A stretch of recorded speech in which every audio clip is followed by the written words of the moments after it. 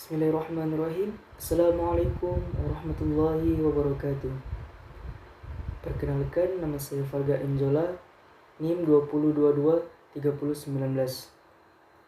Alhamdulillah, pada kali ini kita masih diberikan kesempatan untuk bisa hadir di kelas kita yang penuh barokah ini. Baik, anak-anakku sekalian, kali ini kita akan mempelajari tentang pembahasan yaitu Al-Sunnah sebagai sumber hukum Islam kedua. Nah, yang pertama itu tentang pengertian hadis. Hadis menurut bahasa berarti khabar, jadid, dan qarib. Khabar artinya berita, jadid artinya baru, lawan dari kata qadim yang berarti lama. Jadi qarib berarti dekat atau belum lama terjadi.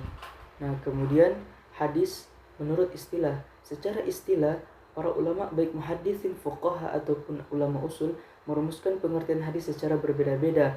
Perbedaan pandangan tersebut lebih disebabkan oleh terbatas dan luasnya objek tinjauan masing-masing yang tentu saja mengandung kecenderungan pada aliran ilmu yang didalaminya.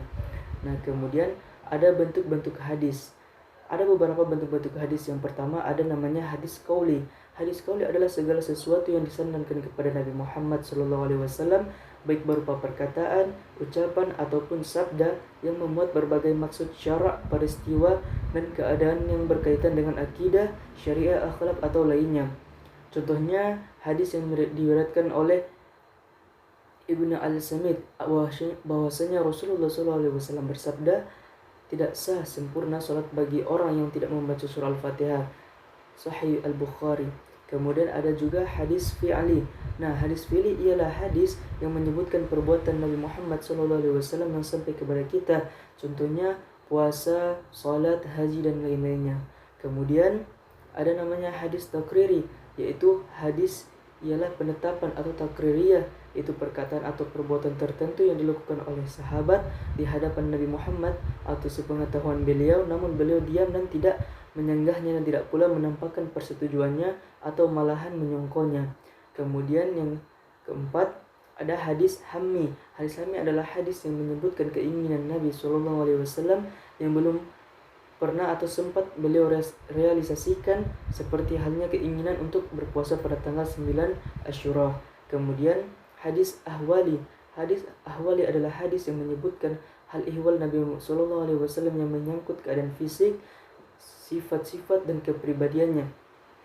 Contohnya pernyataan Al-Bara ibn Azib berikut ini, yaitu Rasulullah SAW adalah manusia yang memiliki sebaik-baik rupa dan tubuh, kondisi fisiknya tinggi dan tidak pendek. Hadis riwayat Bukhari. Kemudian kedudukan hadis sebagai sumber ajaran Islam. Hadis dalam Islam memiliki kedudukan yang sangat urgen, di mana hadis merupakan salah satu sumber kedua setelah Al-Quran. Makanya mengapa orang-orang ketika itu menafsirkan Al-Quran itu dengan adanya dalil atau hadis dari baginda Muhammad SAW. Al-Quran akan sulit dipahami tanpa intervensi hadis.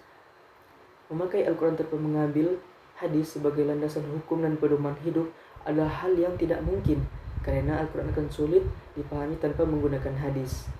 Nah, anak-anak, jika saja kita memaknai atau menafsirkan Al-Quran tanpa hadis, itu adalah hal yang tidak mungkin, karena kaitannya dengan kedudukan hadis di samping Al-Quran sebagai sumber ajaran Islam, maka Al-Quran merupakan sumber pertama, sedangkan hadis merupakan sumber kedua. Nah, kemudian Islam, Al-Quran dan hadis sebagai pedoman hidup, sumber hukum dan ajaran dalam Islam, antara satu dengan yang lainnya tidak dapat dipisahkan. Keduanya merupakan satu kesatuan. Al-Quran sebagai sumber pertama dan utama banyak yang memuat ajaran-ajaran yang bersifat umum dan global. Oleh karena itu, kehadiran hadis sebagai sumber ajaran kedua tampil untuk menjelaskan keumuman isi Al-Quran tersebut. Kemudian, yaitu fungsi hadis dalam pembentukan hukum Islam.